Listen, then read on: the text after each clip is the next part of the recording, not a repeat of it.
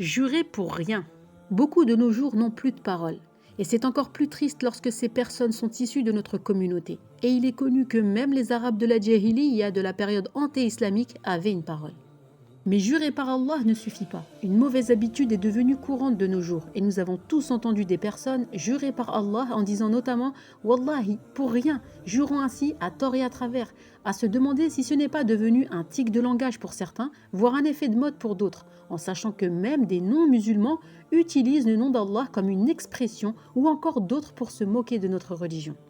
La parole en islam a autant d'impact que les actes. Le musulman doit faire preuve de sagesse et de bien réfléchir avant de parler. C'est pour cela que la personne qui jure et qui ne remplit pas son engagement se doit de réparer le préjudice, ce que l'on appelle en islam kafara.